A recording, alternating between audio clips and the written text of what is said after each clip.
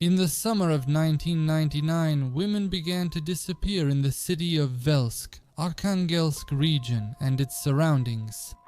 They would go to the nearest bus stop and vanish without a trace. The police were at a loss, and among the population panic spread along with various theories ranging from criminal to fantastic. The truth that was later revealed turned out to be quite unbelievable as well. The missing women were victims of the serial killer Sergei Shipilov, who at that very time was serving a sentence in the local correctional facility. How he managed to take lives right from prison, watch the video to find out.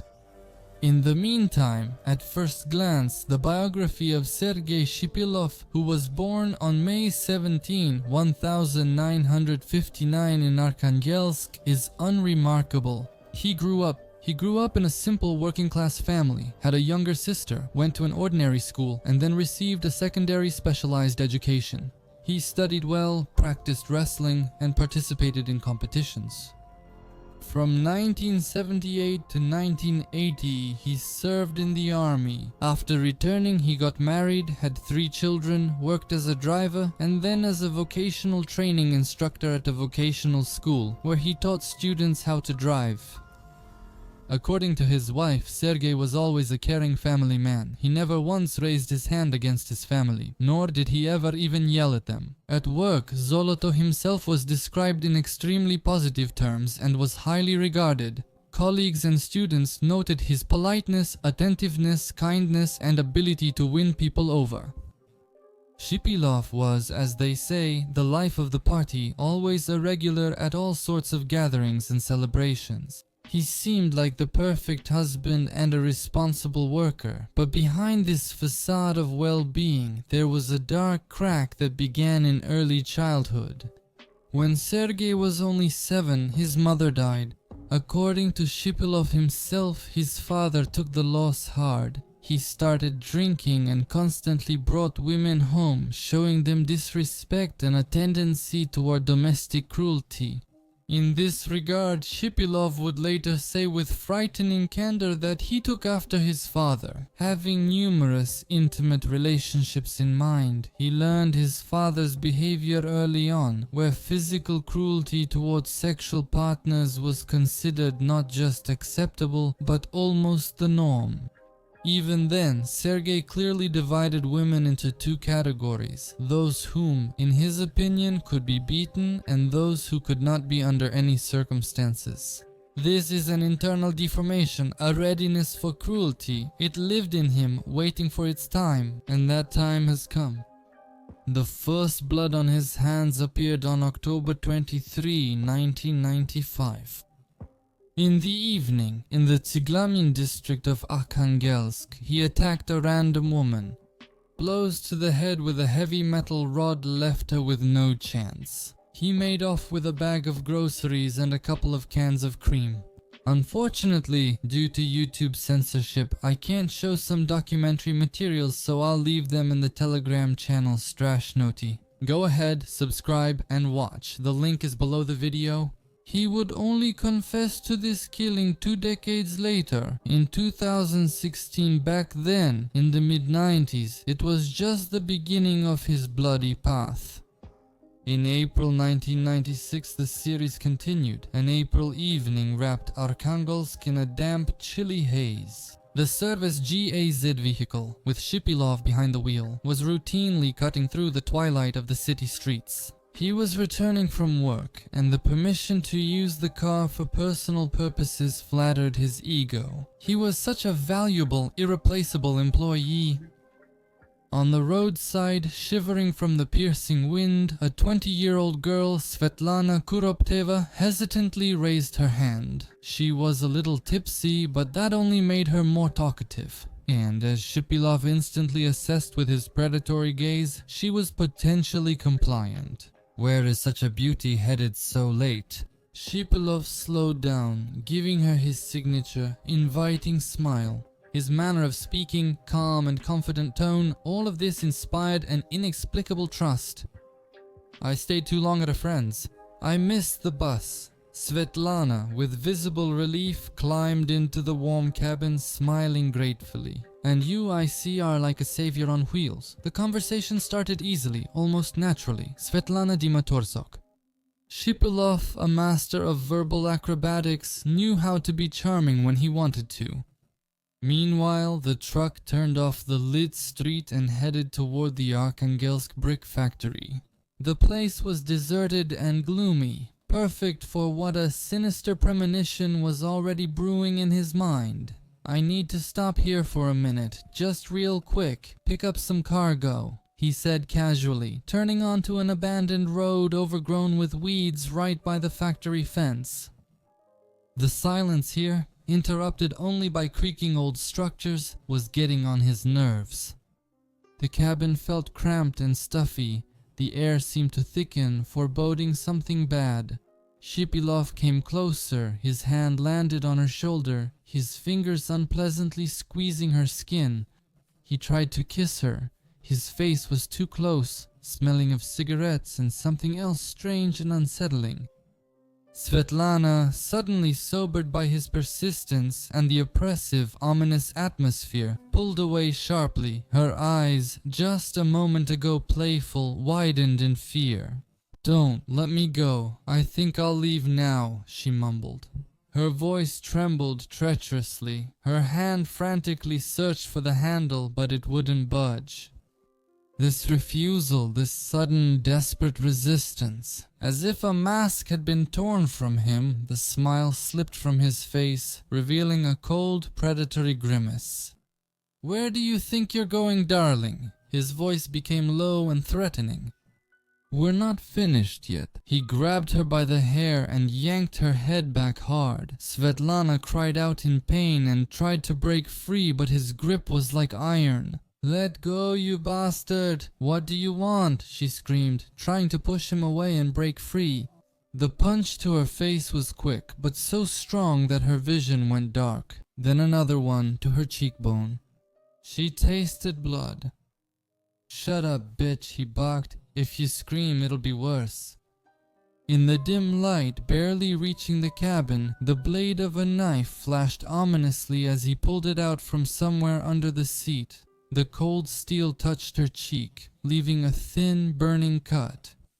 "Please don't," Svetlana whispered. Her voice broke with terror and despair. Tears streamed down her cheeks, mixing with blood. She writhed, trying to push him away, but the maniac was much stronger, pinning her to the hard seat. He took her by force. Her futile attempts to resist only excited him more.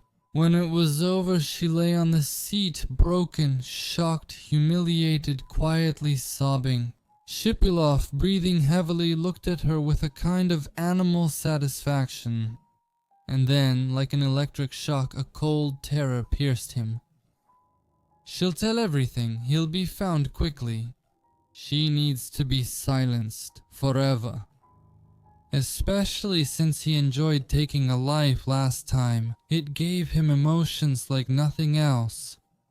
He attacked her again. His fingers, which had become like stone, closed around her slender neck, squeezing out the last remnants of life. "No," Svetlana croaked. Her nails dug into his hands, leaving deep scratches. Her body thrashed desperately in convulsions. Her legs kicked spasmodically against the dashboard. She didn't give up. Her instinct for self-preservation made her fight until the end. But it wasn't easy to take her life quickly. She was still resisting. Her eyes, full of wild terror, stared at him.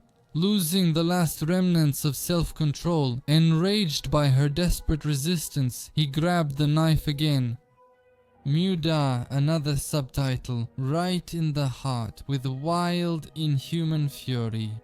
He felt the blade scrape into something hard and get stuck. The knife broke. Silence, deafening, dead silence, broken only by his own hoarse, ragged breathing.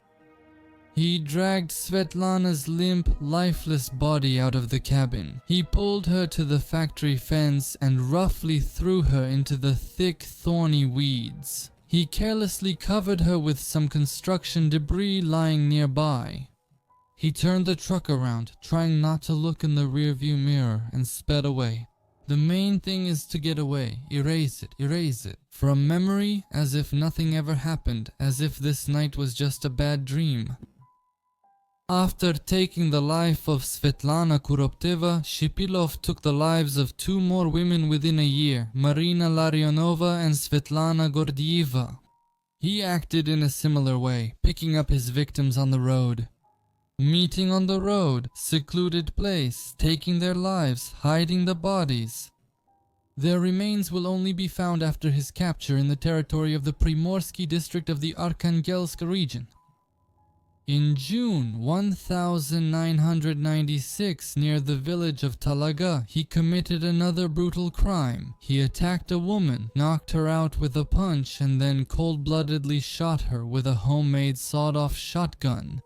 After taking the money and gold earrings from the dead woman, he buried her in a pre-dug pit. It seemed his bloody spree would go on forever, but at the end of 1996 his luck ran out. One of the women who was sexually assaulted managed to escape. In another version, he released her himself, and overcoming fear and shame, she reported the maniac to the police. Shipilov was arrested. During a search of his car, a tiny piece of evidence was found, a bead from the torn jewelry of the victim. The investigation managed to prove 8 more episodes of violent sexual intercourse committed by him during 1996. On January 16, 1997, the Primorsky District Court of Arkhangelsk sentenced Sergei Shipilov to 8 years in a general regime penal colony. Amazingly, at that time he wasn't even suspected of several murders he had committed. The justice system saw him only as a serial rapist. Later, while serving a life sentence, he would cynically claim that there was nothing criminal in that case. The sexual act was by mutual consent, and the woman filed the complaint just to make money off him. The mask had fallen, but the monster's true face had not yet been revealed to the world in all its terrifying fullness. Correctional Colony UG 42/14 in the city of Velsk, Arkhangelsk region.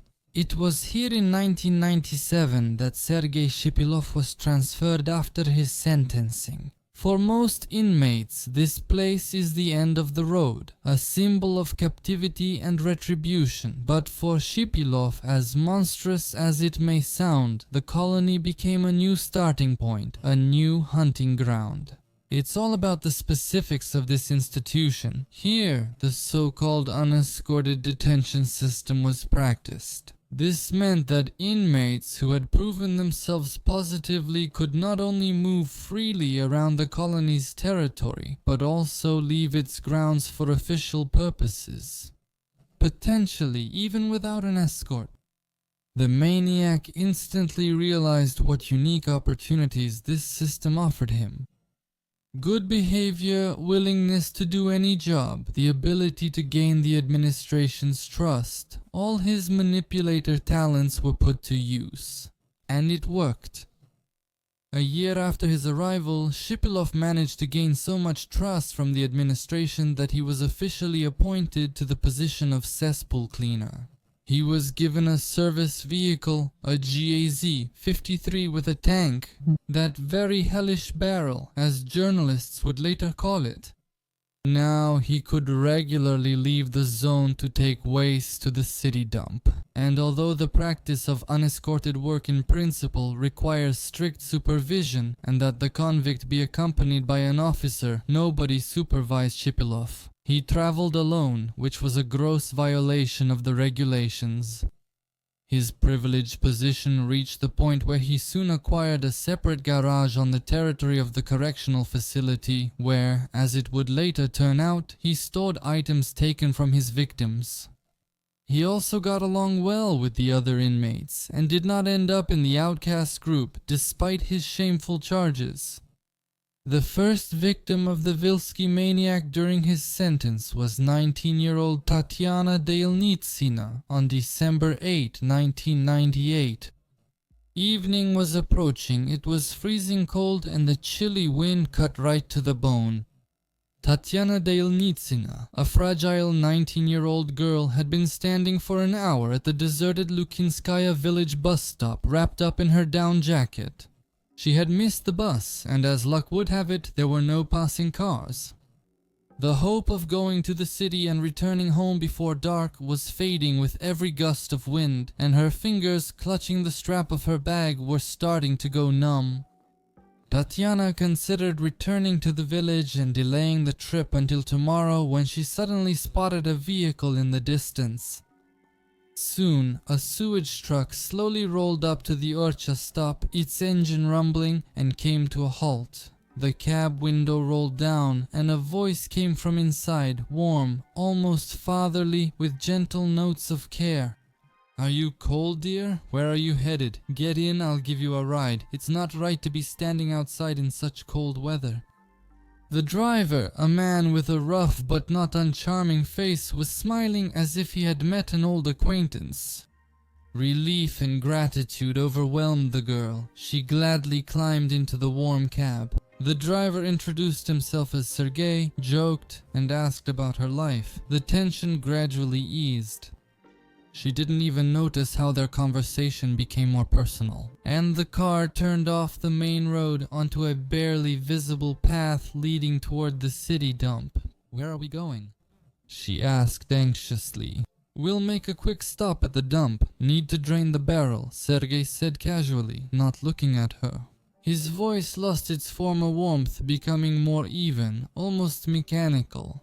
The road was getting bumpier, and the scenery outside the window was growing gloomier. The car stopped near a pile of garbage, heaped up like burial mounds. The wind carried the smell of smoke and decay. Shipilov silently got out of the cab, stepped aside, and froze, carefully surveying the surroundings. Making sure there was no one around, he returned and climbed back into the cab. There he took out his invention, a plastic bottle with a modified cap that allowed him to inject vodka directly into his throat under pressure. He had made the device to make it easier to force victims to drink and to spill less. He also took a small glass from the glove compartment, poured a little, and the smell of alcohol filled the cabin. "Tanya, maybe you want to have a little drink to lift your spirits," he offered with exaggerated feigned politeness. "No, thank you, I don't drink at all."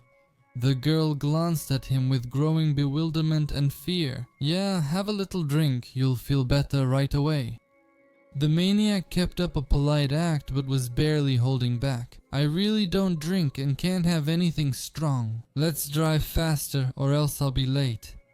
"Hey," Shipilov's voice became harsh and somewhat strained. His good-natured mask had completely slipped. Panicking, Tatiana tried to get out of the cabin, but the door wouldn't budge. "The murderer planned everything. Please let me out." Shipilov grabbed her by the hair and yanked so hard that she cried out. With one motion, he threw her onto the seat, pinning her down with his weight. Grabbing her by the throat, he squeezed his fingers, forcing Tanya to open her mouth and brought the bottle to her lips. Vodka poured into her mouth, burning her throat. She was choking, coughing, trying to spit it out, but he kept pouring more, only occasionally letting her catch her breath. The vodka quickly did its job.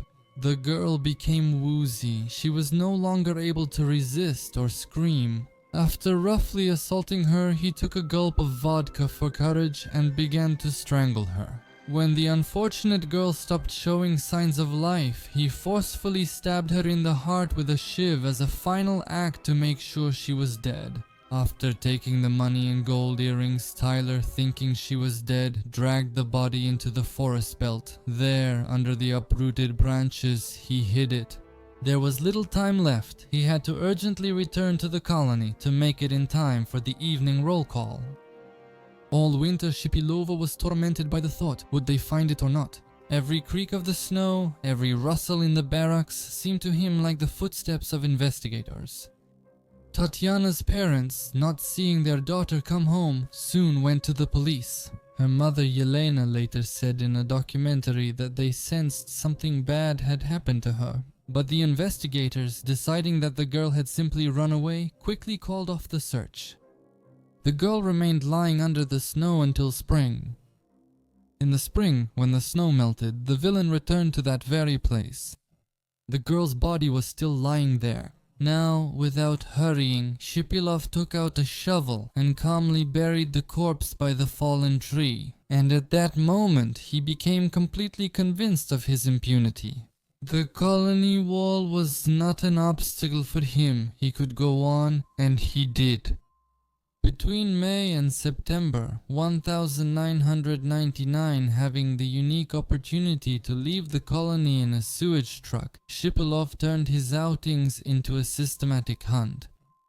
His method was refined and terrifyingly effective. Before each hunt, he would carefully remove the inside handle that opened the passenger door of his hellish barrel, turning the cab into a trap. He would pick up hitchhiking women, often on deserted stretches of the Velsk-Kazminyo highway or at the notoriously infamous Lukinskaya village stop. He would lock them inside.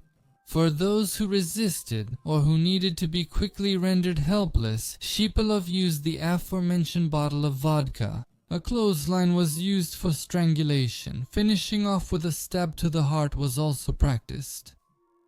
The conveyor of death began operating with alarming regularity in the spring of 1999. On May 16, its victim was 26-year-old Olga Akinikeva, who was picked up at a bus stop, later killed and buried in the forest.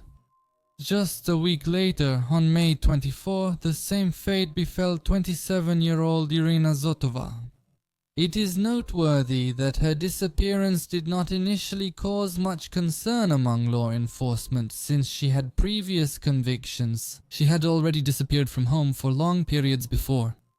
This fact played into the maniac's hands. The bodies of these, as well as the subsequent victims of this period, Shipilov most often buried at the final point of his route at the city dump, where he took the waste from the colony. June 1999 was especially bloody for Shipilov. On June 11, he took the life of 18-year-old technical school student Anna Kolobanova, who was on her way to her mother's birthday. After assaulting her in a perverted way, he strangled her and stabbed her with a shiv, taking not only her money but also sugar and fortune-telling cards. Already on June 18, the victim was 17-year-old vocational school student Anna Palkina, who ignored her mother's warnings not to get in. It was reported that she fought back desperately, even kicking out the window in the maniac's car. After Palkina, he switched to targeting more mature women. According to Shipilov, he started to feel sorry for virgins. On June 21, 36-year-old Tamara Vlasova, a mother of 5, went missing, and on June 27, 37-year-old schoolteacher Olga Martemyanova, whom he picked up while she was on her way to her summer house, also disappeared. The multiple disappearances in such a short period finally forced the police to combine the cases into a series. After the horrific June, Shipilov lay low for 2 months in July and August. Perhaps he was alarmed by the increased activity of the police and the involvement of the regional prosecutor's office in the investigation. However, in September he went hunting again. On September 22, his victim was 50-year-old Tamara Beimer, who was returning from the forest with mushrooms. And just 2 days later, on September 24, he committed his last known killing, 44-year-old Zinaida Shorokova. The tragedy of the situation was that shortly before her death, she had been warned about the danger by the local police officer who was conducting interviews in connection with the disappearance of the previous victim. The killer's cynicism knew no bounds. He took for himself the belongings taken from the victims: gold jewelry, watches, money, and sometimes even groceries or personal items like an umbrella. During a vacation granted to him by the colony administration in the summer of 1999 for good behavior, he went home to Arkhangelsk and, without a shred of conscience, gave these bloody trophies to his wife, daughter, and niece. These gifts later became physical evidence and shocking proof of his double life and complete lack of morality.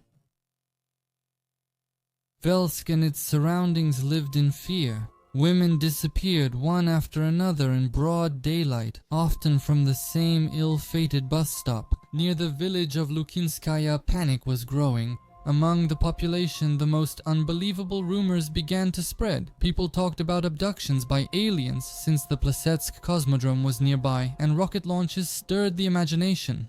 Rumors also circulated about Caucasus gangs abducting women for slavery or ransom. The investigative team established at the prosecutor's office of the Arkhangelsk region worked tirelessly, but there were no results. The maniac left no evidence, acted boldly and calculatedly. Nevertheless, one day, the detectives conducting covert surveillance at the places where women disappeared noticed a sewage truck that frequently drove by. They found out it was a GAZ 53 from Correctional Colony UG 42/14. They checked the official logs of vehicle departures from the colony, and here it is, the first clue that made the investigators' hearts beat faster. The dates and times of the sewage truck's departures, driven by the inmate Sergei Shipilov, matched frighteningly well with the dates and times of the women's disappearances. Another inmate from the same colony, a certain Ivanyuk, added fuel to the fire of the investigation.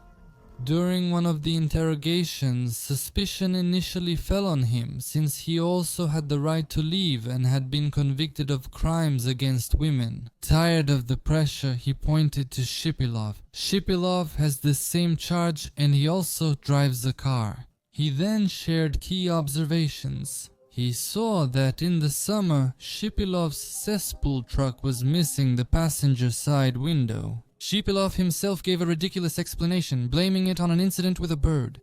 Ivanyuk also remembered that the inside handle on the passenger door of Shipilov's truck would sometimes appear and sometimes disappear. Investigators began to thoroughly look into Shipilov. They checked his personal file. Only commendations. A year after his conviction, he was transferred to a no-escort regime. During the search of the garage where Shipilov parked his hellish barrel, evidence was found that became fatal. A ring and a chain which were later identified by the relatives of one of the missing women.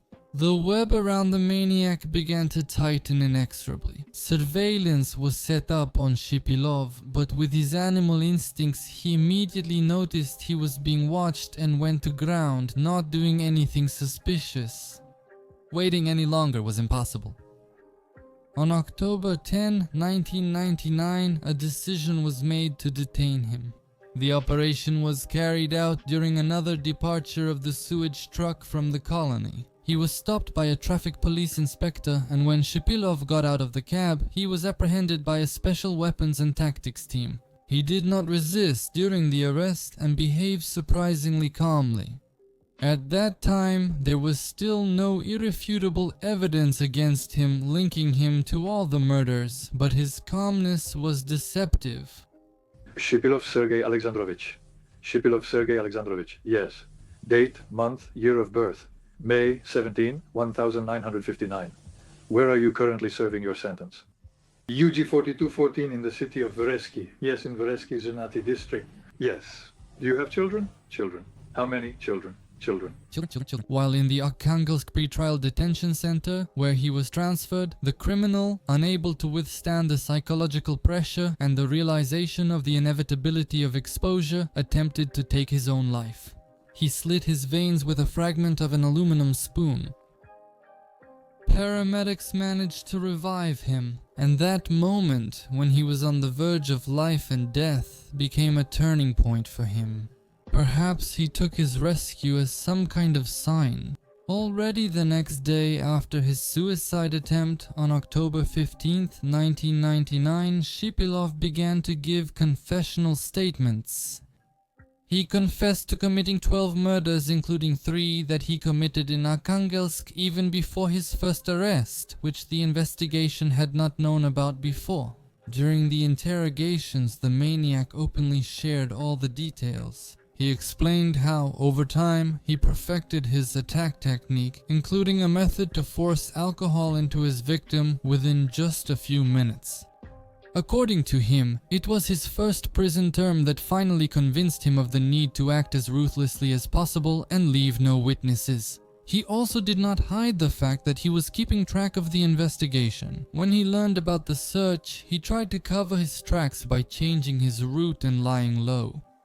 He routinely took his victims' money, valuables, and quality possessions for himself. With frightening accuracy, he pointed out the burial sites, helping to locate the remains of his victims. "Here by this fallen tree I buried her," he showed the burial place of Tanya Delnitsina to the investigative team. "I remember well, I laid her face down with her hands under her. She was wearing a grey jacket. She was so pretty."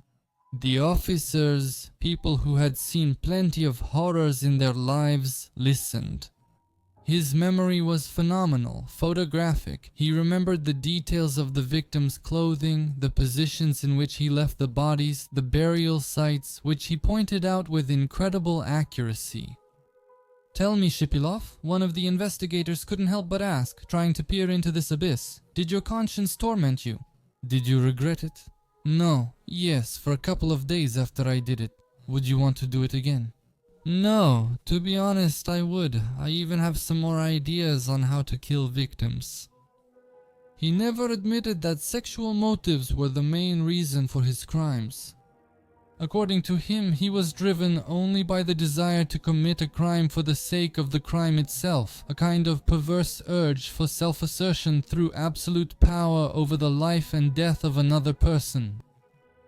On October 25, 2000, the Arkhangelsk Regional Court, after reviewing all the case materials, found Sergei Alexandrovich Shipilov guilty of committing 12 murders and 9 sexual crimes, and sentenced him to the highest punishment that existed in Russia at that time, life imprisonment. The death penalty was already under a moratorium. The Supreme Court of Russia upheld the sentence. The criminal was transferred to a special regime correctional colony for those sentenced to life imprisonment, and K6, better known as Black Dolphin, in the city of Soliletsk, Orenburg region, is one of the strictest and most terrifying prisons in the country. But even that was not the end of the story. Subtitles. At the beginning of 2016, while in Black Dolphin, Sergei Shipilov, probably unable to withstand the harsh conditions of confinement or pursuing some goals known only to himself, unexpectedly confessed to committing several more crimes. That was the very first one, the taking of a woman's life with a metal rod in the Tsiglamini district of Arkhangelsk in October 1995, and the taking of a woman's life with a homemade sawed-off shotgun in the village of Talaga in June 1996. Later, journalist and human rights activist Yeva Merkacheva, who spoke with Shipilov, reported that he allegedly confessed to her. He took responsibility for these 2 killings in exchange for the investigators' promise to transfer him to a prison colony closer to his home in the Arkhangelsk region. However, according to him, he was deceived. On May 25, 2016, the court found him guilty of these 2 crimes as well, adding another 9 years and 5 months to his life sentence, a punishment that in essence no longer changed anything. He remained in Black Dolphin. The conditions there are harsh, but his relatives have not forgotten him. His children and grandchildren came to visit and they sent him packages. Now let's try to reconstruct Shipilov's psychological profile, although it's difficult to do this seriously from a distance.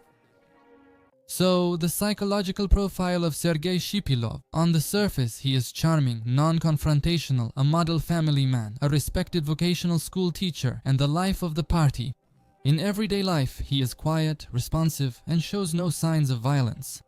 But that was just a mask. The real face of Shipilov is that of a cruel, cunning, organized serial killer and rapist, combining the traits of a predator, manipulator, and sadist. His inner traits are deep psychopathy, a complete lack of empathy, conscience and remorse, and the ability to lead a double life for decades. He describes taking lives and committing abuse coldly without emotion and shows a high level of organization.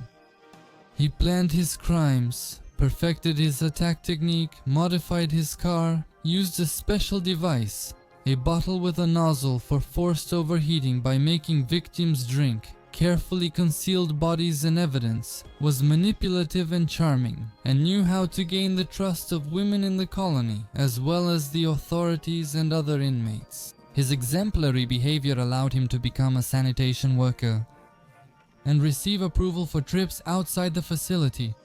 The need for dominance and control. Abuse and taking a life are not the result of impulse, but a conscious demonstration of power. He said that he took lives for the feeling of absolute power and control, not for sexual gratification. The duality of his moral perception of women, he divided women into those he could beat and kill and those he could not touch. Subtitle editor. This moral schizophrenia began in childhood, when his father beat women in front of his son. Later it became a justification for his crimes. Presumably in Shipilov we can observe a severe form of antisocial personality disorder, as well as elements of narcissism. He felt smarter and more cunning than everyone else, enjoying his superiority over the system. Sadistic disorder. He found satisfaction in his victims' suffering. He tortured and broke their will, not just taking lives. The controlling and ritualized style of the crimes indicates paraphilic traits and sexual deviation. He didn't just take lives, he turned each act into a ritual of power and submission. Desecration, strangulation, finishing off victims, stealing trophies, and giving them to relatives, all are parts of a scenario where he directs death. In the end, Shipilov is not an impulsive but a systematic predatory maniac with a severe pathology. He is distinguished by a rare combination of outward and social adaptation and depth of inner life. He did not repent and would not have stopped on his own. Even in the Black Dolphin, he kept fantasizing about new ways to take lives. That's the portrait we get. And if you want to get an analysis of your own personality, of course you should treat it purely as entertainment, then check under the video. There, I will most likely leave a link to a post with detailed information about this. The Shipilov case forced the prison system group to seriously reconsider their rules.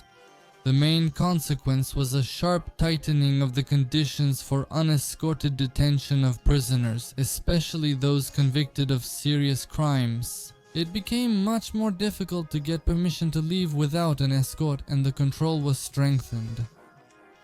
Inspections were carried out in the colonies to identify similar security weaknesses. They also started paying closer attention to the exemplary behavior of inmates, so as not to miss a similar dangerous manipulator. The hellish barrel of the Velsk maniac will forever remain in Russia's criminal history as a terrifying symbol of deception, hypocrisy, and systemic failure, and as an eternal reminder that the most terrifying evil sometimes hides behind the most ordinary, unremarkable facade and can strike from where you least expect it, even from behind prison bars. And what do you think about this story? Leave your comments, like or dislike, and watch other videos on the channel. They come out even though you don't always get notifications about it.